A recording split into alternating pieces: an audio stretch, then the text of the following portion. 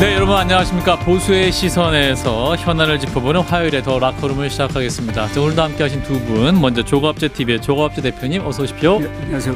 자, 국민의힘의 김근식, 송파병 당협위원장님도 함께하셨습니다. 어서 오십시오. 안녕하세요. 굉장히 많은 일이 있었습니다.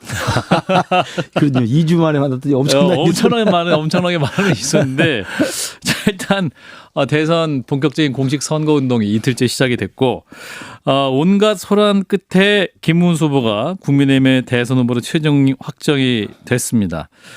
그런데 이제 계엄 문제에 대한 입장, 그리고 윤 전 대통령에 대한 관계 설정이 중요한 문제로 꼽히고 있는데, 이제 김문수 후보가 입장을 냈어요. 영상 보고 이어갑니다.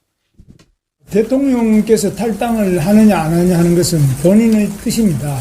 우리 당이 대통령 보고 탈당해라 또는 뭐 하시려고 하는 걸 하지 마라 이렇게 하는 것은 옳지 않다고 생각하고, 만약 윤석열 대통령께서 잘못한 점이 있다고 판단해서 탈당하라고 한다면 우리 당도 책임이 있습니다.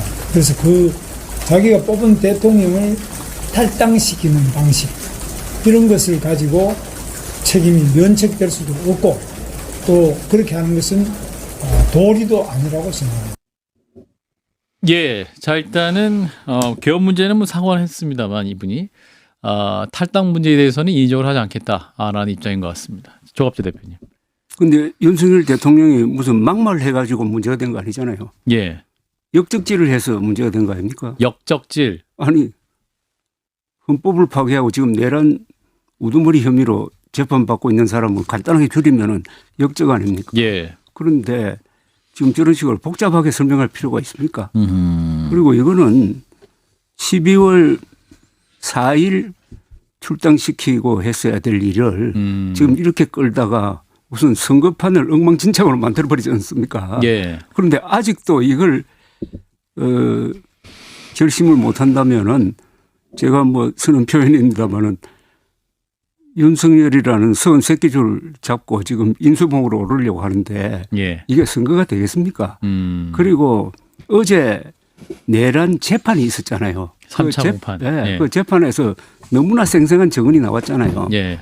이진우 수방사령관 부관이 윤석열, 이진우 두 사람의 4차례의 전화를 들었는데 거기 생생하게 끌어내라. 총을 쏴서라도. 총을 쏴서 또는 계엄 해제되고 나서도 두 번, 세 번 할 수 있다는 증언을 했잖아요. 예. 그러면 지금 이런 식으로 하나마나한 이야기를 할 수 있느냐. 이건 날 사실은 이런 자세는 공사 구분을 못하는 건 물론이고 이번 선거에 임하는 자세가 아주 느슨하고 사실은 선거를 포기하는 자세라고 봅니다. 저는.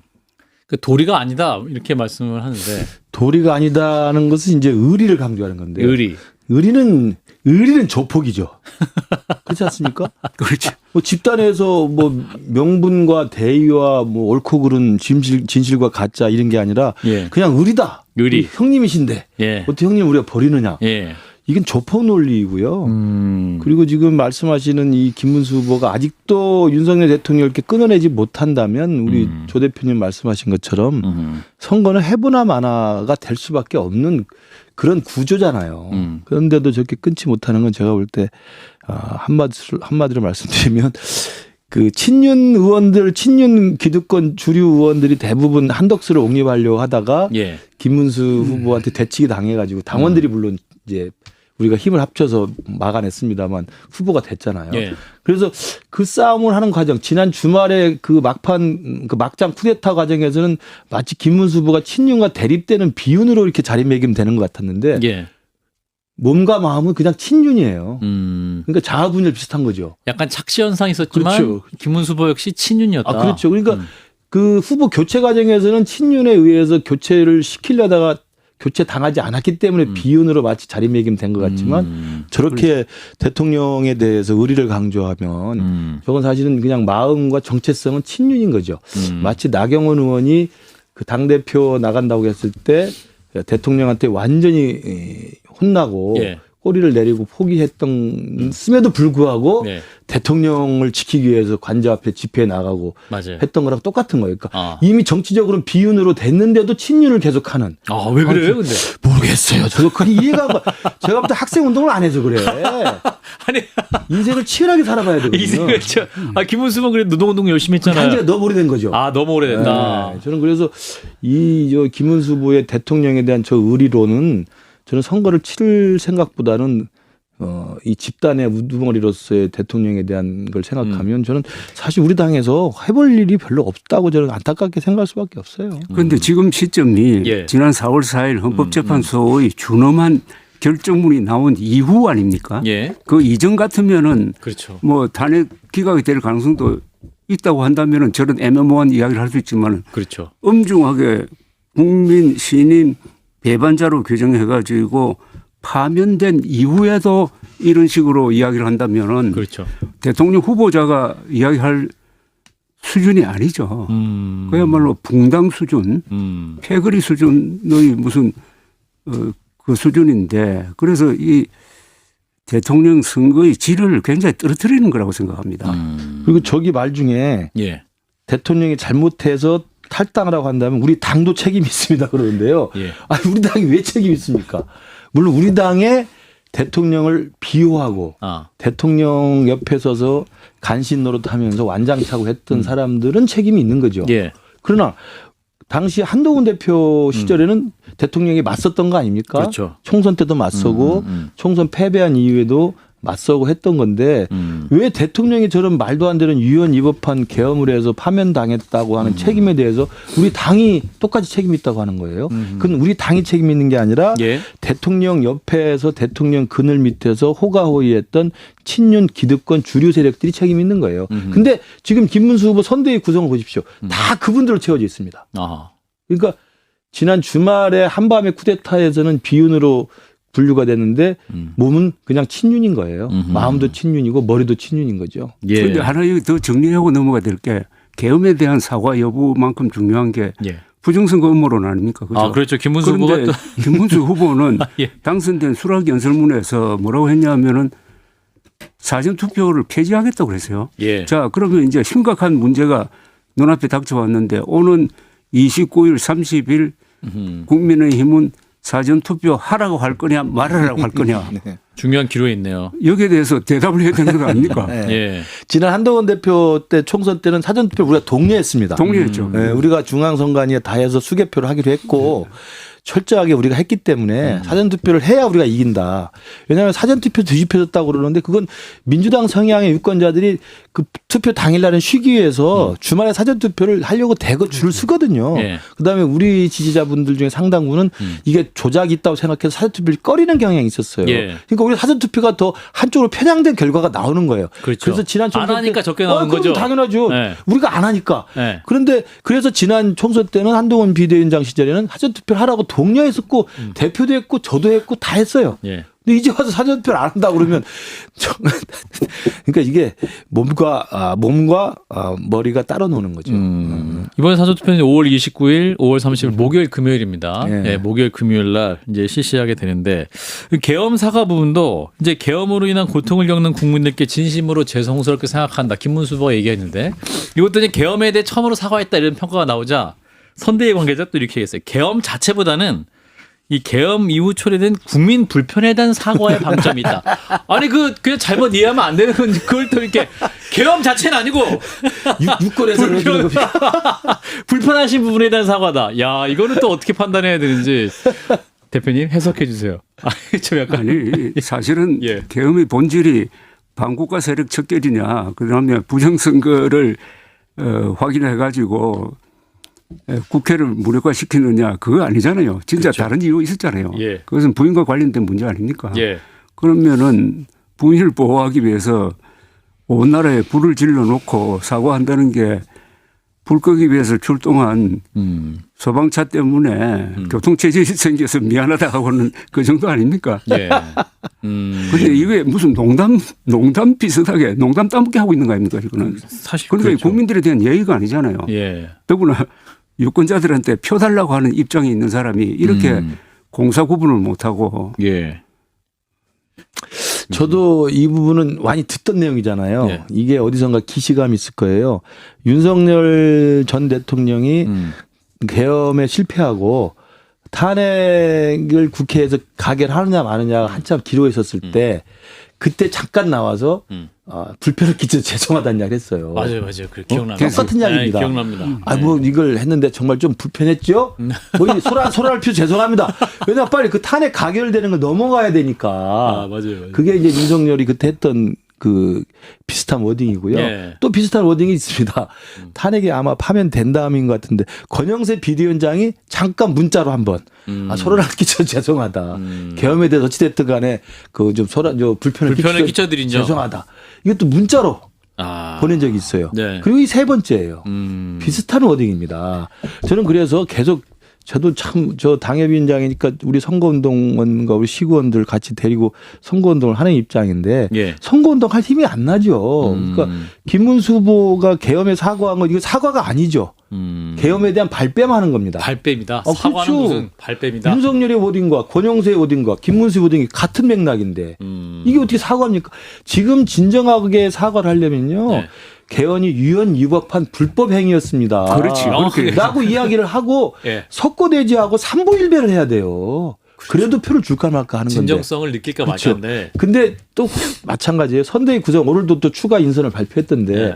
우리 친한게 뺀 건 뭐 말할 것도 없고 당연하다고 생각합니다만 이 선대위 구성의 면면을 보면요. 네. 친윤계 한 60명이 이미 한덕수 옹립한다고 서명을 받았었잖아요. 예. 그러니까 친윤계 핵심 의원들 배지들은 또 넣을 수가 없어.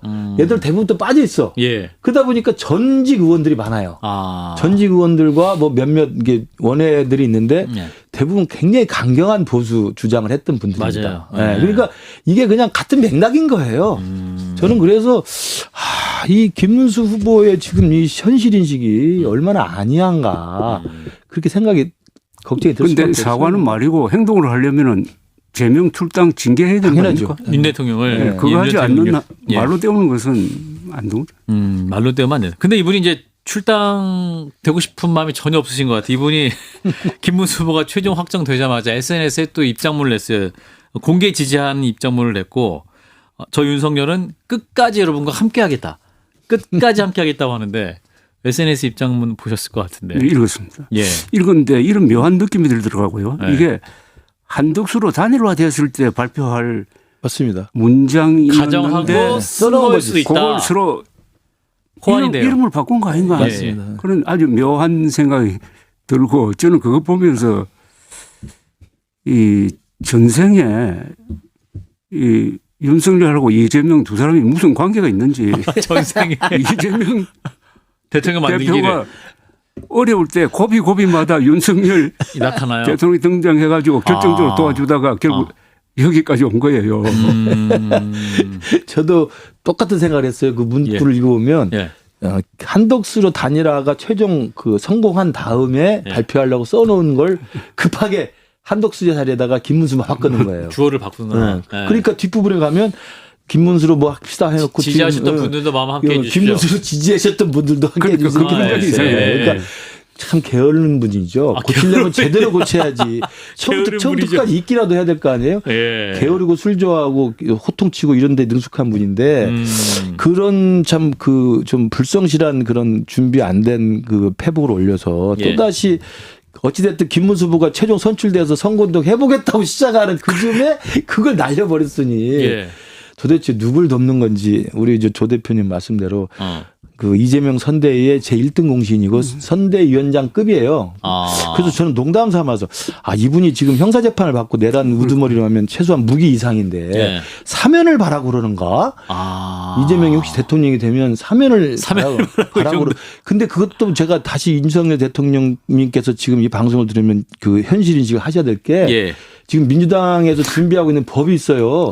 사면에서도 내란 외환죄는 사면을 제외한다는 법을 지금 만들고 있어요. 혹시라도 생각할까 봐. 사면 안 될 수도 있습니다. 그러면 그냥 썩어야 돼요, 감옥에서. 제발 이런 이적행위 하지 마십시오. 예. 사실은 지난 5월 10일 그 새벽에요. 그 대선 후보 강제 교체 시도가 있었고, 보수 진영에 정말 큰 사실 뭐 보수 진영을 말할 것도 없고, 대한민국 민주주의에 정말 큰 상처가 안겼죠. 우리 교수님이 딱 새벽에 딱 1시간만 후보 등록 받아갖고 본인도 등록할 시기를 놓쳤다. 예. 실제로 그랬습니다. 아 실제로 제가 32개 서류를 다 준비해 놨었습니다. 아, 정말로? 예. 왜냐하면 그때가 토요일이잖아요. 예. 근데 그 전날 금요일에 제가 다른 종편에 출연을 했는데 네. 종편에서 당연히 이제 후보 단일화를 가지고 친윤들하고 지도부하고 김문수 사이에 이제 갈등이 있었던 네. 이슈가 됐잖아요. 네. 그 와중에서 어떤 그 패널이 교체를 시도할 것이다. 그래서 시도할 수 있는데 시도해도 이게 쉽지 않을 거라고 제가 반박을 하면서 교체해서 후보가 사라진다 해도 그러면 후보가 없으니까 다시 선출해야 되기 때문에 네. 후보 등록 공고를 해야 된다. 공고를 해서 접수를 받아야 된다. 그렇죠. 그러려면 하루 이상은 해야 된다 본래. 그렇죠. 그 절차를 밟아가면 현실적으로 물리적으로 시간이 부족하다. 제가 그래서 만약에 등록 접수 공고가 나오면 내가 할 거라고 그때 이야기를 했어요. 종편에서. 그리고 32개 서류를 준비했죠. 또 늘 출마할 준비는 돼 그럼요. 계시구나. 제가 예. 2번 떨어졌기 때문에. 그런데 새벽 3시, 4시 하면 어떻게 제가 냅니까? 주무시다가 자죠. 예. 정말 기상천외한 그들의 그 창조적인 그 상상력은 경의를 표합니다, 정말. 사실 비현실적이었죠, 사실. 예. 그런데 이런 대표님 효과가 어떠셨어요? 있었던 거 아닙니까? 예.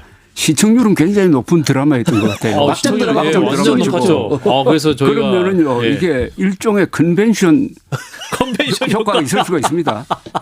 그러니까 근데 이런 컨벤션은 처음 봤어요. 예. 김문수 예. 지지율이 좀 높게 나올 가능성이 있어요.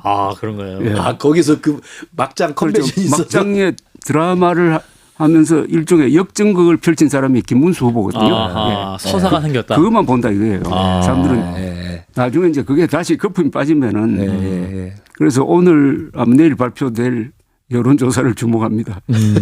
사실은 이제 김문수 후보가 너무 당하니까 이분이 반윤이었나 이런 생각이 살짝 그렇죠. 착시 현상이 좀 일어났어요. 그러니까 말씀드렸잖아요. 그래서 그때 당시에는 반윤으로 됐는데 예. 뭔가 마음은 그냥 그대로 친윤인 거죠. 그러니까요. 예. 자, 이런 가운데 이제 권성동 원내대표 이분이 또 이제 그 5월 10일 새벽에 강제 교체 시도한 분들이 어떤 함께 주동하신 분 중 하나인데 이분이 공동선대위원장이 됐어요. 그러면 김문수 후보는 마음이 넓은 분입니까? 권성동 원내대표가 단식 안 했습니까? 단식했죠. 단식했죠. 단식하다가 이제 갑자기- 단일화를 위해서 갑자기 단식했어요. 뛰어나와가지고 예. 이 변신의 속도가 진짜 빛의 속도예요. 빛의 속도. 예. 그런데 현실적으로는 권성동 원내대표가 아직도 실권자 아닙니까? 그렇죠. 왜냐하면 이제 권영세 그러니까. 비대위원장은 사퇴를 했고 했으니까. 원내대표가 당 대표 위치에 있는 거죠. 지금 당대표 권한대행입니다. 예. 당대표 권한대행 겸 원내대표이기 때문에 사실상 당무의 마지막 최종 결재권자는 권성동 원내대표이죠. 선대위가 하나 있습니다만. 그래서 선대위에서도 제일 높은 공동선대위원장을 지금 맡고 있기 때문에 저는 권성동 원내대표가 그만두지 않는 이유에 대해서 그리고 그 막장 주말 쿠데타의 활극이 끝난 다음에 권성동 원내대표랑 김문수랑 만났잖아요. 만나서 이제 서로 이제 사감을 풀었는지 어떤지 모르겠습니다. 만난 다음에 유임을 그대로 하기로 했단 말이에요. 그때 유임을 했던 여러 가지 설명 중에 하나가 뭐냐면 원내대표를 새로 뽑기가 좀 복잡하다. 지금 선거 기간인데 그 이야기를 했는데 제가 또 다른 의원들 이야기 들어보면요. 대선 선거운동 기간이기 때문에 원내 일정이 없대요.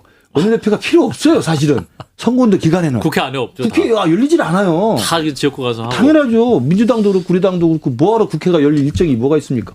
원내대표가 할 일이 없어요. 그건 그냥 사퇴만 해도 돼. 안 뽑아도 돼. 그러니까 뽑으니까 뽑으려면 시간이 이런다고 그러지만 원내대표가 사퇴하고 그 자리를 내려놓은 다음에 안 뽑고 대선 치른 다음에 그 다음에 뽑으면 됩니다. 그래서 사퇴의 진정성이 그렇게 보여지는 건데 원내대표 뽑으려면 일주일이 걸리니까 선거운동에 차질이 생긴다는 이유를 들어요. 구차하죠. 저는 김 교수님한테 여쭤보고 싶은 게 있는데 한동훈 전 대표가 몇 가지 요구사항을 세 가지 요구사항을 냈는데 그거 안 받아 준 거죠 현재로는. 지금까지는 그렇죠.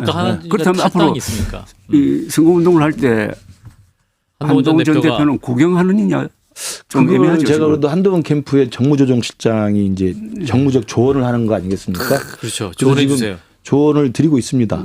하시라고? 안 할 수는 없죠. 왜냐하면 우리는 지금 대선 이후가 중요하기 때문에 대선 이후에 우리 당을 다시 환골탈퇴시켜서 혁신의 보수로 다시 만들려면 저 간악한 친윤 기득권 무리들을 쫓아내야 되는데 그러려면 당을 일단 우리가 그 순탄하게 우리가 그 전당대회에서 이겨야 될 거 아니겠습니까? 그러려면 우리 한동훈 대표도 선거운동 기간에는 한동훈스럽게 예. 도울 수 있는 길을 찾아야죠. 저는 적극적으로 해야 된다고 생각합니다. 네, 제가 그래서 그런데 제가 기억나는 게요. 1970년에 신민당 전당대회에서 김대중 후보가 그렇죠. 김영삼을 꺾고 예. 됐잖아요. 전국 그 유세를 할 때 제가 기자로서 취재하러 갔거든요. 예. 또 IS가 유세 예, 많이 했죠. 부산에서 유세를 하는데 김대중 찬조 연사로 나왔다고. IS가 김영삼. 그렇죠. 그리고 자기의 그 말하자면 정치 고향 아닙니까? 부산에서. 아, 예. 그런데 열심히 네. 김대중 후보를 찍어달라고 네. 연설을 하더라고. 아, 굉장히 감동했습니다. 아, 그러셨어요. 예. 그랬죠. 그래서 두 사람은 끝까지 경쟁할 때는 경쟁하지만 또 협력할 때는 협력하고 해왔거든요. 예. 예. 그걸 생각하면 이번에 한동훈 네. 후보가 적극적으로 나서야 됩니다. 그러니까 어떻게든 선거운동에 기여를 하는 건 맞고요.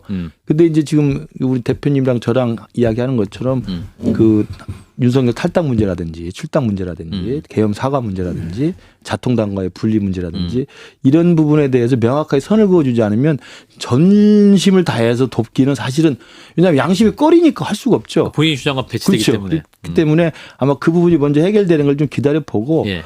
그 부분이 정리가 되든지 아니면 정리가 안 되든지 간에 한동훈이 할 수 있는 가능한 방법을 통해서 저는 선거에 충분히 기여를 해야 된다고 생각합니다. 오늘 보니까 그 한동훈 어제구나 그 페이스북에 이재명 후보를 그냥 막 난타를 했더라고. 예, 예, 이재명과 맞습니다. 잘 싸우고 있죠 지금. 그 저 뭡니까 예. 대북권 예. 협박하는 걸 가지고 예, 예. 남미의 콜롬비아의 그 마야광 이야기를 했죠. 마야광하고 비교를 하면서 예. 그냥 뭐 정치 깡패라고 했더라고. 근데 사실은 뭐 선거 뭐 직접 현장에서 돌아다니지는 아직 않고 있지만 예. 이재명 후보에 대해서 최선봉에서도 공격을 잘 하고 있죠. 그러니까 역할은 또 하고 있습니다. 하고 있어요. 예. 자, 이런 건데 김용태 비대위원장 인선이 됐습니다. 김용태 비대위원장 추선위원이기도 하고 자, 어떤 기대가 있으십니까? 글쎄요. 저 김용태 의원은 제가 아끼는 그 우리 당의 젊은 재원이고 아끼십니까? 아끼죠. 그는 준석이하고 좀 다르니까. 그래서 저는 좋아하는데 좀 한편으로는 걱정이 되기도 해요. 이게 친윤분들이 자신이 뒤로 빠지면서 예. 이 화살맞이. 대선 패배의 이 덤태기를 혹시 우리 젊디 젊은 또 김용태 의원에게 씌우려는 모종의 음모가 있지 않나라는 의심을 살 수밖에 없는 가능성이 배제할 수 없는 거 아니겠습니까? 굉장히 말을 어렵게 하시는데. 네, 저도 당원이니까. 그래서 김용태 비대위원장이 잘하길 바랍니다. 잘하길 바라고 젊은 바람을 좀 일으켜서 지금 이준석이 지금 완전히 득이양양 살판 났잖아요. 그런 상황에서 그래도 김용태 긍정적으로 말씀해 주세요. 또 살판 났다는 건데 대선 살판 났다는 게 선거 운동을 열심히 하고 있다 정도로. 좋은 뜻입니다. 지성인으로서. 좋은 뜻입니다. 죄송합니다. 그래서 김용태 비대위원장이 예. 그 이준석 바람도 좀 그 완화를 시키고 그리고 우리 당에 정말 새로운 모습. 김용태 비대위원장이 계엄 때 계엄 해제 그렇죠. 했던 사람이에요. 그러니까 저는 그 김용태 의원이 충분히 그런 바람을 좀 일으킬 수 있는 잠재력이 있다고 생각합니다. 그러니까 너무 친윤 눈치를 보거나 그 바람에 휩쓸리지 말고 소신 있게 하길 바라요. 조 대표님, 김용태 비대위원장. 저도 뭐 아주 좋게 보는데, 근데 자꾸 이제 저런 경우에는 이준석 당시 당 대표와 비교되잖아요. 그렇죠? 그렇죠. 그러니까 이준석 당 대표는 자기 힘으로 싸워가지고 당 대표가 됐는데 여기서 위에서 낙점을 해가지고 하니까 잘못하면 이용해 먹는다는 이런 인상을 주면은 김용태 의원에게도 별로 좋지 않을 생각인데 자기 힘으로 그 자리에 서서야 되는데 그 대신 말은 뭐 좀 똑부러지게 하는 것 같더라고요. 한마승부에 자주 출연했었기 때문에 그렇죠. 말씀은 잘하시는 것 같습니다. 아무튼 김용태 비대위원장 앞으로 남은 대선 기간 어떻게 또 당을 이끌지 지켜보시고 자 다음 영상을 보겠습니다.